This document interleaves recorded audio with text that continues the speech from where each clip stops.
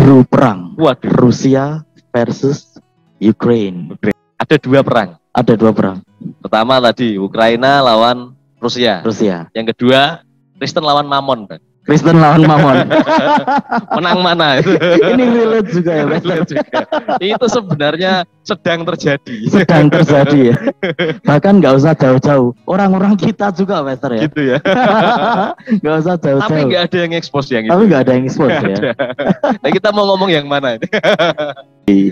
Gimana ini, Pastor? Kita melihat situasi politik internasional ya, Pastor ya, kalau boleh dibilang ya. Ya kita nggak ngomongin politiknya lah, kita ini masih hijau soal itu. Karena ya tentu dunia internasional itu kan sesuatu yang sulit untuk kita riset ya. Risetnya kan terlalu sulit, kita hanya dari media yang muncul di pandangan kita, sedangkan media-media yang kita baca ini kan belum tentu semua benar. Iya. Validitasnya juga nggak bisa dipertanggungjawabkan. Iya, makanya orang Indonesia pun kalau sudah ngomong soal apa yang terjadi di luar negeri, jangan baperan gitu loh. Iya, benar. Ketika kita mau bicara tentang perang yang ada itu, saya waktu kita ngobrol-ngobrol sebelum bikin tema ini kan kita bilang, udahlah kita soroti, lihat Alkitab aja lah, gitu loh. Dari sisi Alkitab dari gimana sisi Alkitab nih? Saja. Ya. Berarti hari ini kita bukan membahas dari politiknya, tapi kita membahas pandangan Alkitab tentang yang terjadi saat ini, begitu ya, Pastor? Iya, betul. Oke, kita membahas dari mana nih, Pastor? Nah itu, tentu yang pertama serunya adalah waktu sekitarnya 1 bulanan kemarin lah, kita mendengar berita Rusia mengirim pasukan, kan itu kan. Nah, waktu itu sudah baru berita itu saja kita sudah ngomong, wah ini deru perang udah muncul nih. Deru perang udah gitu mulai kan. Nih. Nah betul, deru perangnya udah mulai nih.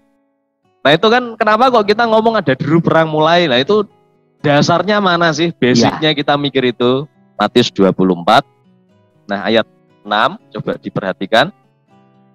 Kamu akan mendengar deru perang, ya itu, atau kabar-kabar tentang perang. Nah di sini kan dikatakan deru perang atau kabar tentang perang, kabarnya doang. Nah ini waktu kita lihat kemarin pasukan Rusia mulai datang ke Ukraina, ya kan?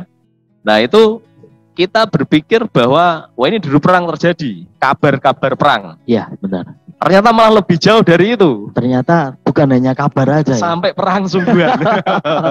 Itu saya juga cukup terkejut sih bahwa, weh ini tenanan, ini sungguhan ini benar, gitu kan. Benar. Nah ini kaitannya apa sih? Ini kaitannya adalah kalau Anda baca pasal 24 ayat 1, di sana dikatakan jelas khotbah tentang akhir zaman. Nah jadi deru perang ini berarti memang masa akhir zaman. Masa akhir zaman. Karena sudah ditulis di firman Tuhan. Dan deru perang terjadi. Nah kemudian kita kemarin waktu pandemik terjadi, kita lihat ayatnya di Lukas 21 ayat 11. Yang sama persis dengan perikop ini. Dikatakan di sana akan ada penyakit sampar. Nanti teman-teman dibuka sendiri ayatnya. Penyakit sampar itu dalam bahasa aslinya pestilence, ya kan? Nah, pestilence itu artinya wabah. Berarti penyakit yang mewabah gitu. Penyakit yang mewabah, dan dalam bahasa terjemahkan bahasa Inggris itu pandemik sebenarnya. Pandemik. Iya. Oke. Nah, jadi pandemik sudah terjadi, setelah itu deru perang. Dan itu semua ditulis di sini mengenai akhir zaman. Iya. Nah, berurutan ya. Berurutan. Jadi apa yang menjadi ciri-cirinya itu ada semua. Nah kalau teman-teman punya aplikasi BMKG, Anda setiap hari akan dapat kabar ada gempa bumi di seluruh Indonesia. Minimal 1 atau 2 peristiwa gempa bumi terjadi di seluruh Indonesia. Dalam skala kecil, skala besar itu selalu ada. Nah sedangkan kalau Anda lihat di sini, nanti ada dikatakan ayat yang ke-7 tadi, akan ada kelaparan dan gempa bumi di berbagai tempat. Nah ini terjadi juga. Ya? Iya, ya, saya pernah iseng itu, iseng memang ini iseng gabut pokoknya. Saya catat September sampai mau ke Oktober waktu itu. Dalam 3 minggu saja, itu 50 kali gempa bumi di Indonesia. Kali, ya? Di Indonesia. Saya catat semua tuh tanggalnya. Dalam 3 minggu ya? Dalam 3 minggu. Saya catat tanggalnya, skala Richternya berapa, di kota mana, itu lengkap itu. Gabut ini Bang. Bener nih terjadi nih. Gempa bumi, pestilence, wabah atau penyakit sampar itu sudah terjadi. kemudian deru perang terjadi, ya. Kita sekarang sedang ada di masa deru perangnya itu antara Rusia versus Ukraina. Kita mau lihat Rusia menginvasi. Itu ada nggak kira-kira? Kan ada nggak, Pastor? Nah, ya kita coba teliti yuk ayatnya yuk. Yehezkiel, kitab Yehezkiel. Justru adanya di Perjanjian Lama ya, Pastor? Perjanjian Lama. Nah, ini seru nih. Yehezkiel 38 mulai ayat yang pertama. Datanglah firman Tuhan kepadaku, hai anak manusia, tujukanlah mukamu kepada Gog di tanah Magog, yaitu Raja Agung negeri Mesek dan Tubal, dan bernubuatlah melawan dia, dan katakanlah, beginilah firman Tuhan Allah, lihat aku akan menjadi lawanmu, hai Gog, Raja Agung negeri Mesek dan Tubal. Ini ngomong soal Gog, Bang. Gog. Nah, Gog ini munculnya beberapa kali di hal yang penting. Nanti di Wahyu juga muncul. Sehingga banyak orang dari zaman ke zaman itu bertanya-tanya, Magog ini siapa sebenarnya? Begitu Magog loh. ini siapa? Nah, gitu. Dalam berbagai tafsiran, Gog ini ada yang bilang ini antikris dan gitu. Tapi kalau saya sih melihat tidak, karena munculnya Gog itu situasi dan juga ceritanya itu berbeda dengan yang antikris. Beda ya. Ya. Jadi ini adalah simbol raja yang perkasa pokoknya. Nah, orang bingung Gog itu siapa di tanah Magog. Memang nggak ketemu-ketemu sih, banyak yang menyelidiki itu. Tapi saya mendapatkan sebuah clue yang menarik. Dikatakan di sana, coba perhatikan ayat yang kedua tadi. Kepada Gog di tanah Magog, yaitu Raja Agung. Kenapa disebut Raja Agung? Berarti ini raja dari sebuah negara yang besar. Besar itu ada beberapa kriteria. Wilayahnya besar, militernya besar, kemudian pengaruhnya di dunia itu besar. Ya. Itu disebut Raja Agung. Raja Agung. Nah, dikatakan di sana Raja Agung negeri Mesek dan Tubal. Oke. Nah, ini yang menarik, Bang. Mesek itu ya, negeri Mesek. Berarti ini Gog itu dia rajanya negeri Mesek. Daerahnya ada kawasan namanya Mesek. Oke. Mesek dan Tubal. Nah, Mesek itu dalam bahasa aslinya tulisannya MSCH. MSCH. Dibaca biasanya Moski. Nah, kalau kita dengar kata Moski, ingat bahwa zaman dulu kata-katanya apa? Biasanya tuh masih ada mirip-miripnya zaman sekarang. Iya. Moski, MSCH, Moskow. Oh. Bisa mengerti? Berarti bisa jadi Magog ini Rusia ya, Pastor ya? Silakan Anda bisa berinterpretasi sendiri, Saudara. Oke. Moski, ini Moskow. Raja Agung wilayahnya Moskow. Ya. Oke? Oke. Katakanlah kita ngomong ini Rusia enggak? Tafsiran boleh-boleh saja, silakan. Nah, si Gog Raja Magog ini, ya kan? Ya. Yang punya daerah kekuasaan di Moski tadi. Ya. Moskow. Nah, apa yang dilakukan? Kita lihat. Aku akan menarik engkau, ayat 4 ya. Aku akan menarik engkau dengan mengenakan kelikir pada rahangmu dan membawa engkau keluar beserta seluruh tentaramu, yaitu pasukan berkuda, semuanya berpakaian lengkap, suatu kumpulan orang banyak dengan perisai besar dan kecil semuanya, berpedang di tangannya. Anda lihat cerita ini, kita akan lihat nanti poin demi poin ya. Oke. Cerita ini adalah si Raja Moski tadi, namanya Gog, ini mau dihukum Tuhan sebenarnya. Oke. Tapi caranya Tuhan menghukum itu, dia mau dibawa keluar dulu dari sarangnya, dari negerinya. Ya. Dan dia keluarnya itu beserta seluruh pasukannya yang siap tempur. Oke. Nanti ya. Berarti kan pada masa suatu kali nanti, si Gog Raja Magog ini akan membawa pasukannya keluar, akan ada deru perang. Gitu.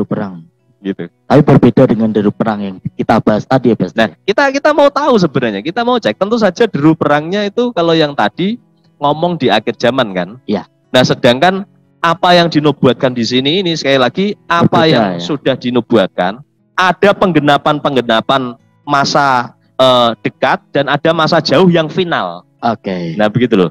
Gog, Raja Magog ketika masih namanya Magog, namanya Mesek, Tubal, ini ya sudah terjadi dulu. Oke. Tapi itu penggenapan dekat. Penggenapan di zaman dulu ya. Penggenapan zaman dulu. Oke. Nanti akan ada finalnya. Nah kenapa saya bilang ada finalnya? Karena di kitab Wahyu pun Gog dan Magog muncul lagi. Ditulis lagi. Sedangkan itu adalah kitab Wahyu itu banyak bicara tentang masa akhir nanti. Oke. Nah kalau itu muncul lagi berarti kejadian ini tidak mungkin cuma sekali, Bang. Iya, benar, Master. Jadi deru perang yang ada di sini di kitab Matius yang kita ngomong deru perang tadi ini pun termasuk akan. Oh, gitu. Begitu, Bang. Ya. Berarti seperti yang kita bahas kalau misal di Daniel 7 ya, Pastor ya. Ya, itu kan di zaman dulu mungkin di binatang yang keempat itu mungkin sudah pernah terjadi menurut tafsiran ya. Ya, Romawi yang Romawi sama Vatikan. Ya. Nah, itu teman-teman dengerin podcast kita yang tempo hari minggu lalu nanti akan ada muncul ya, Digital Kingdom. Iya. Ya. Tapi itu belum final kan? Belum final. Makanya ada penggenapan lagi mungkin di masa yang akan datang. Betul. Karena di ayat selanjutnya kan langsung akhir zaman tuh. Betul. Berarti kemungkinan di Magog ini juga hampir sama ya? Siklusnya hampir sama ya? Siklusnya hampir sama. Oke. Nah, makanya ini menarik untuk kita cermati. Nah, dikatakan di sini tujuannya Tuhan adalah begini. Jadi alur berpikirnya Tuhan begini. Beliau ini mau menghukum Gog Magog. Di ayat ini nggak diceritakan alasannya apa. Ya. Nah, tapi yang jelas Tuhan mau menghukumnya dan caranya unik. Dia akan membawa si Raja Agung ini untuk keluar dari negerinya, nyerang bangsa lain karena dia udah membawa pasukan perang. Nggak mungkin dong nggak nyerang. Ya. Jadi pasti akan ada sebuah rencana penyerangan, invasi. Oke. Nah begitu loh. Lo kan nggak mungkin dong Bang, presiden atau raja keluar bawa seluruh tentaranya cuma mau pamer, ya nggak mungkin dong. Iya. Ya kan? Oke, ngerti ya sampai situ ya. Oke. Kita lanjut. Ini masih panjang beberapa segmennya. Ayat yang kelima. Orang Persia, orang Ethiopia dan Put menyertai mereka dan semuanya dengan perisai dan ketopong. Nah, Anda lihat di sini ada orang Persia, ada orang Ethiopia dan orang Put menyertai mereka. Artinya si Gog ini, negeri Mesek ini tadi itu akan punya sekutu. Oke. Nah, sekutunya siapa? Di sini tadi dikatakan Persia. Nah, Persia itu kalau zaman sekarang memang sudah menjadi beberapa negara. Irak, Iran, dan beberapa negara lain. Ya. Jadi kalau kita ngomong Persia ini agak sulit sebenarnya. Menentukan ini yang dimaksud sungguh-sungguh Persia zaman sekarang mana ini. Ini agak sulit. Nah, tapi dikatakan ada Ethiopia. Ethiopia ini yang sekarang itu dari Mesir, negara Mesir, di bawahnya sedikit Sudan. Itu Ethiopia. Itu Ethiopia ya. Ya. Oke. Nah, kemudian Persia, Ethiopia, Put. Nah, Put ini beberapa menerjemahkan ini sebagai Libya zaman sekarang. Libya. Ya, itu wilayah-wilayah sana juga. Oke. Nah, jadi akan ada penggolongan-penggolongan. Maksudnya begini, nanti situasi dunia itu akan beberapa negara ini akan pro. Oke. Dengan Gog. Nah, kalau ini nanti terjadi, Anda akan tahu ini tergenap ini. Begitu kan maksudnya. Ya. Nah, kemudian yuk kita lihat ayat 6. Orang Gomer. Gomer itu mana? Gomer itu suku bangsa berbau Celtic. Pasti pernah dengar ya, orang yang suka sepak bola Eropa ngerti Celtic. Ya kan? Nah, pokoknya negara-negara yang ada bangsa Celticnya ini termasuk Gomer. Oke. Gitu. Nah, kemudian dikatakan Gomer dengan seluruh bala tentaranya, ini mereka juga gabung sama Gog ini. Betogarma dari utara sekali dengan seluruh bala tentaranya, banyak bangsa menyertai engkau. Ya. Nah, Betogarma ini ada yang menerjemahkan ini sebagai Turki. Ada juga yang bilang bahwa ini adalah Armenia. Negara Armenia. Ya. Nah, banyak yang ngomong ini Armenia. Nah, kenapa kok ada dua wilayah itu? Karena begini, Turki, Armenia itu dulu pernah dalam satu kawasan, zaman kerajaan-kerajaan zaman dulu. Ya. Nah, makanya kita kesulitannya di situ. Kita lanjut. Ayat yang ke-7. Bersedialah dan bersiaplah engkau dan semua kumpulan orang yang menggabungkan diri dengan engkau. Nah, jadi si Gog ini akan digabungkan, beberapa negara lain akan ikut gabung dengan dia. Ini akan terjadi di masa penggenapan Yeskiel 38. Ya. Kalau ini belum terlihat, berarti masih nanti dulu. Begitu kan? Nah, kemudian kita lihat ayat 8. Sesudah waktu yang lama sekali, engkau akan mendapat perintah. Pada hari yang terkemudian, engkau akan datang di sebuah negeri yang dibangun kembali sesudah musnah karena perang. Nah, ini yang kita nggak tahu. Ini dia akan dapat perintah untuk nyerang negeri yang dibangun kembali sesudah musnah karena perang. Nah, ini yang mana nih? Nah, ini ada banyak. Ya. Karena pada saat dulu wilayah daripada Uni Soviet itu berantakan, maka ada banyak negeri yang seperti situasi ini. Dibangun kembali setelah perang. Nah, itu zaman ketika habis Perang Dunia Kedua itu juga sama. Jadi ada banyak situasi negeri seperti ini.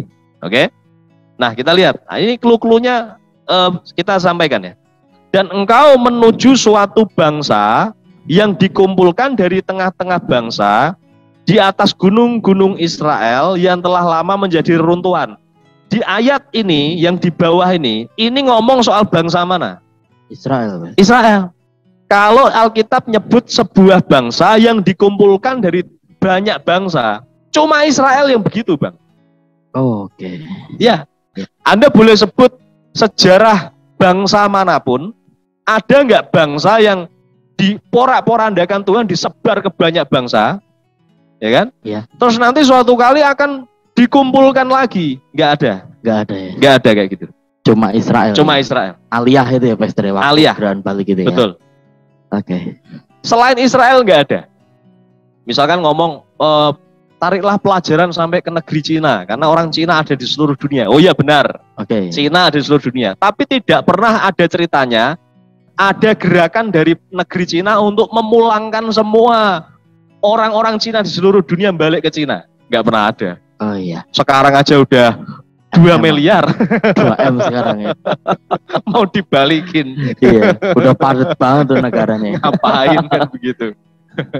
Israel yang begitu, Bang. Nah, jadi yang di bawah ini ngomong Israel. Yang di atasnya tadi tanda tanya. Nah, apakah dulu sudah pernah terjadi ketika kita belum lahir, katakanlah tahun 50-an atau apa. Nah, itu barangkali ada. Cuma saya belum ketemu sejarahnya sih. Tapi yang jelas ini terjadi. Nah, yang ayat ini dikatakan, engkau menuju suatu bangsa yang dikumpulkan dari tengah-tengah banyak bangsa di atas gunung-gunung Israel. Berarti dia akan menuju ke Israel. Bangsa ini telah dibawa keluar dari tengah bangsa-bangsa dan mereka semuanya diam dengan aman tentram. Jadi akhir daripada ayat 8 ini ngomong Israel ini aman tentram kondisinya. Berarti ini adalah masa di mana Israel sudah digabungkan kembali. Aliyah sudah terjadi. Nah, gitu kan? Sebelum saya masuk ke sana, kita lihat ayat sebelum itu di Yeskiel 37 ayat 15, ya kan? Di sana judulnya jelas. Kerajaan Israel dan Yehuda dipersatukan kembali. Ini kan masa Aliyah, Bang. Iya, benar. Gitu loh. Karena ketika sudah kembali menjadi bangsa Israel, sudah nggak ada lagi pecah dua Israel Yehuda, udah nggak ada. Udah nggak ada. Orang sudah menyebutkan itu satu bangsa. Israel, orang dari gitu, manapun, Israel, ya? Begitu. Kalau nggak disebut Israel ya Yahudi, begitu. Pokoknya itu, nah, gitu. Sudah nggak ada lagi dua kerajaan itu. Nah, berarti ini ngomong soal kejadian setelah Israel merdeka, ya, gitu loh. Kemudian kita lihat ayat yang ke-9. Engkau muncul, nah ini yang seru nih. Engkau muncul seperti angin badai dan datang seperti awan yang menutupi seluruh bumi. Berarti tentaranya banyak. Seperti angin badai artinya dia ini ketika maju perang nanti tiba-tiba. gitu loh. Oke. Jadi orang nggak nyangka loh ini serius nih begitu. Kira-kira begitulah. Langsung aja. Langsung aja gitu. Oke. Nah, dikatakan engkau beserta seluruh bala tentaramu dan banyak bangsa menyertai engkau. Jadi dia nggak sendirian. Beginilah firman Tuhan Allah. Pada hari itu timbul niat dalam hatimu, engkau membuat rancangan jahat. Ayat 11, perhatikan.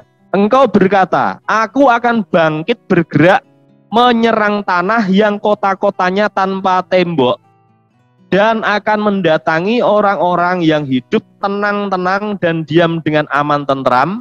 Mereka semuanya diam tanpa tembok atau palang atau pintu gerbang. Nah, perhatikan.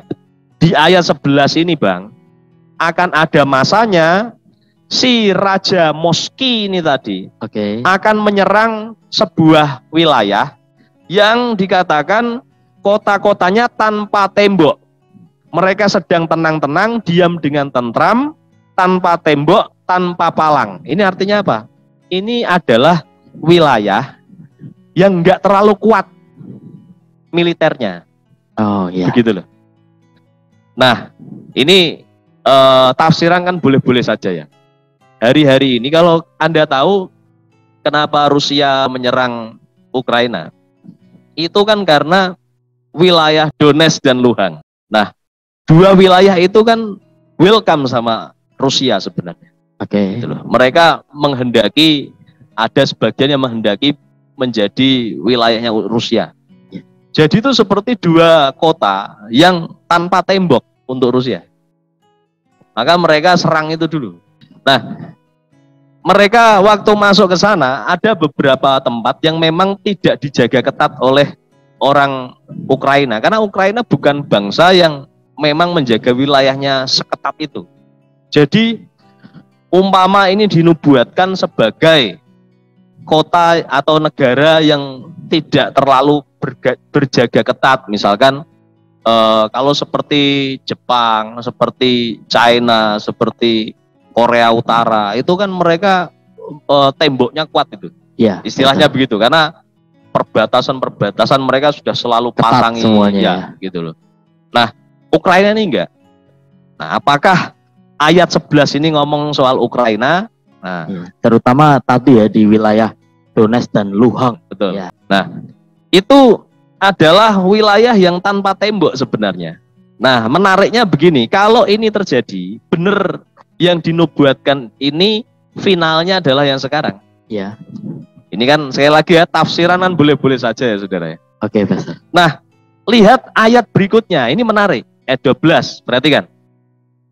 Setelah ayat 11 selesai, ya, ini selesai loh ayat 11, dia nyerang sebuah wilayah tanpa tembok.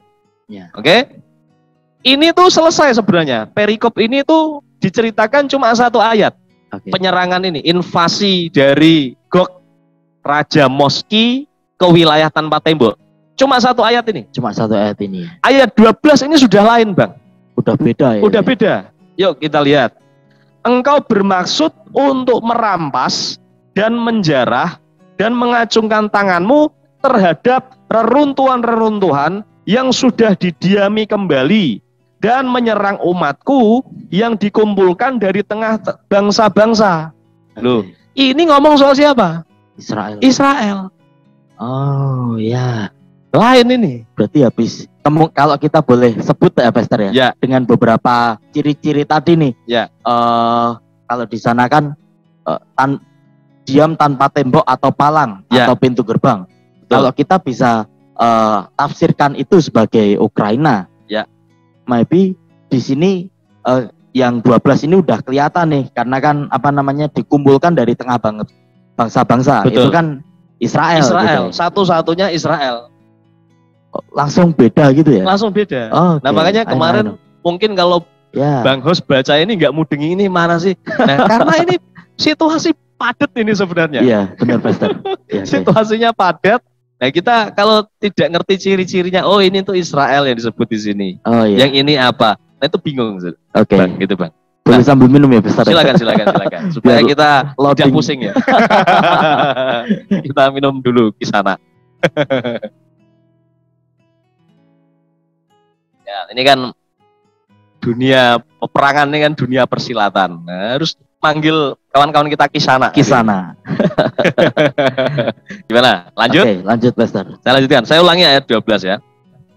Engkau bermaksud untuk merampas dan menjarah dan mengacungkan tanganmu terhadap reruntuhan-reruntuhan yang sudah didiami kembali dan menyerang umatku yang dikumpulkan dari tengah bangsa-bangsa Israel ya. Terus ini menarik nih kalimat berikutnya.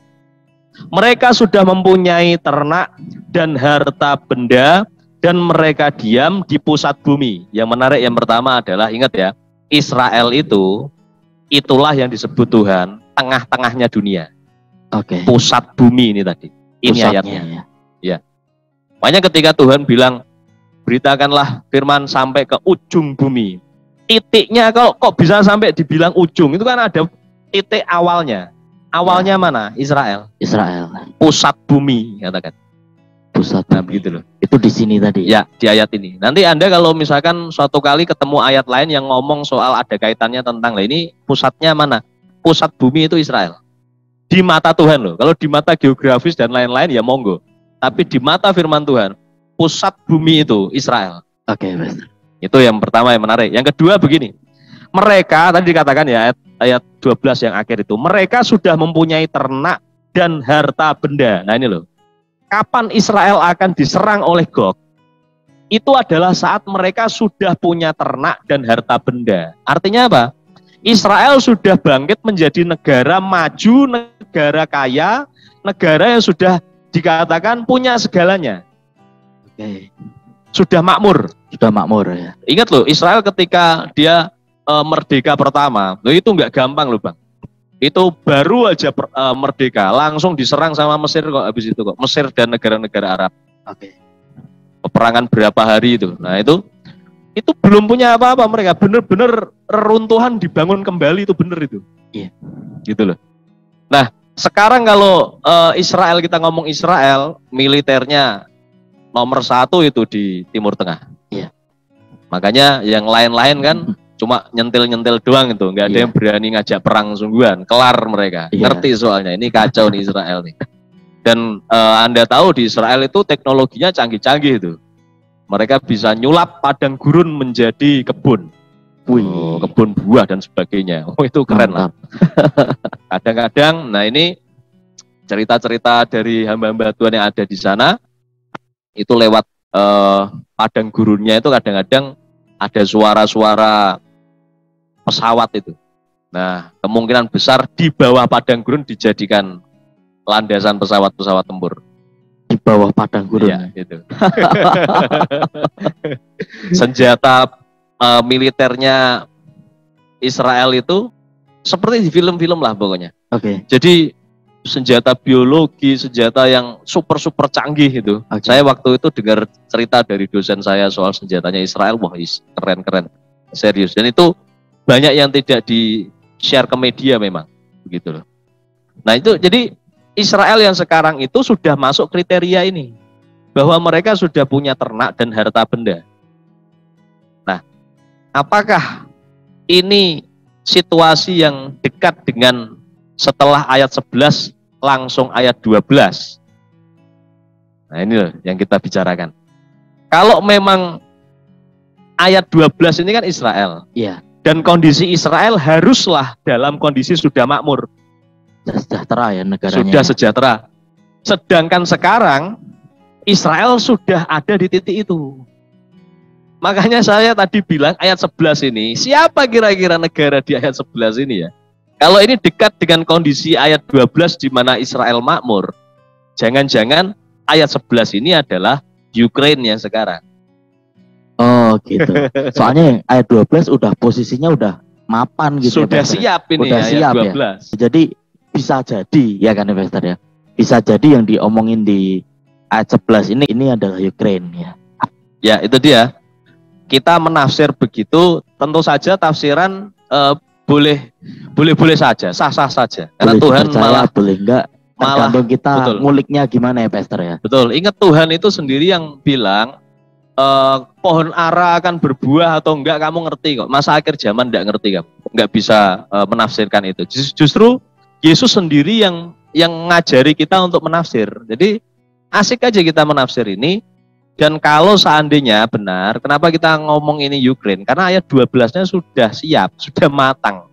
Bahwa ini Israel zaman sekarang ini. Oke.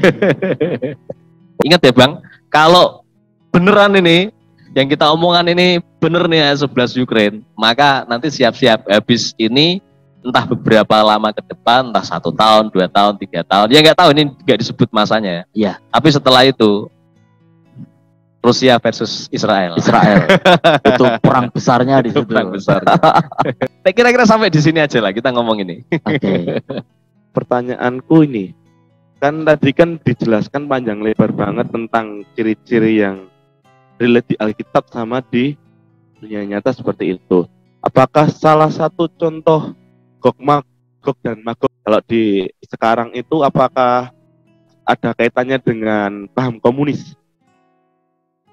Ya, kalau soal pahamnya sih sebenarnya tidak, sama sekali tidak ditulis di sini ya. Gitu. Jadi saya yakin pada saat Gog atau Magog ini menggenapi apa yang tertulis di sini, itu saya rasa bisa saat dia dalam paham apapun, gitu loh. Entah dia dalam keadaan pahamnya paham komunis atau sudah liberal dan sebagainya, bisa jadi. Kan gini, kalau kita coba telaah lebih jauh.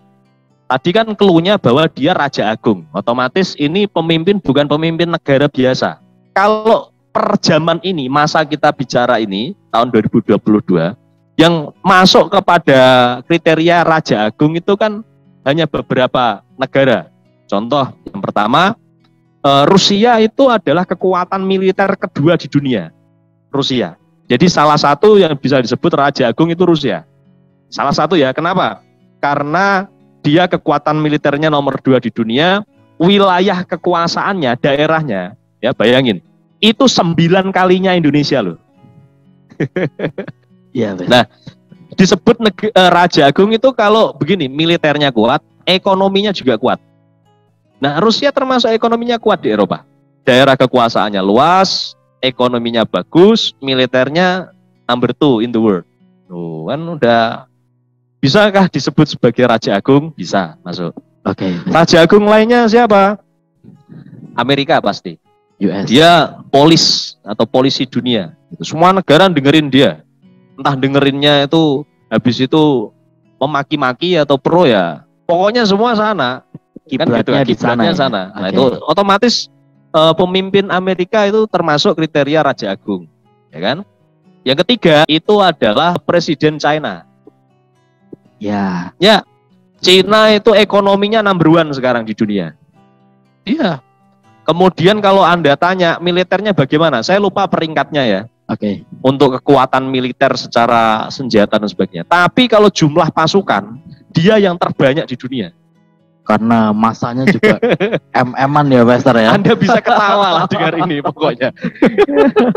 Kekuatan ekonomi oke, wilayah oke, militer oke. Nah kemudian ada lagi yang Raja Agung, ya disebut Agung karena dia juga termasuk pengaruh besar di dunia, yaitu tentu saja Kerajaan Inggris. Kerajaan Inggris. Kita nggak boleh lupa nih kerajaan. Siapa yang berani nyerang Inggris? Nggak ada sampai sekarang. Dia termasuk kerajaan yang paling stabil di antara yang lain. Nah paling nggak itu beberapa negara itu bisa disebut sebagai Raja Agung. Nah tinggal yang sesuai dengan ini yang mana, begitu kan? Nah coba cek satu ayat ya, kita buka ya. Yeskiel 38 ayat 14. Di sini clue-nya mengenai Raja Agung yang dimaksud itu jelas. Sebab itu bernubuatlah, hai anak manusia, dan katakanlah kepada Gog, beginilah firman Tuhan Allah. Ketika umatku Israel sedang diam dengan aman, tentram, pada waktu itulah engkau bergerak. Ya kan? Ini kan sama kayak dengan ayat 12 tadi. Iya, Master. Sungguh-sungguh disebut ayat 12 ini adalah soal Israel. Ayat 14 diulangi lagi. Pada waktu atau ketika umatku Israel sedang diam dengan tentram, pada waktu itulah engkau akan bergerak dan datang dari tempatmu. Ingat baik-baik ini ayat ini. Datang dari tempatmu. Tempatnya di mana dia? Dari utara sekali. Oke. Nah ini loh.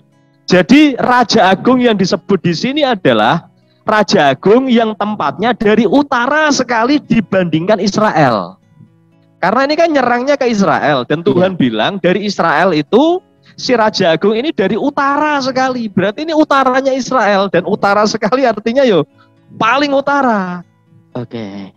Nah coba lihat map Anda masing-masing, Google Map atau apa, Anda klik Israel, Anda teruskan utaranya sekali, sangat utara banget. Kira-kira yang masuk sebagai Raja Agung di utara sekali itu yang mana dari keempat raja tadi?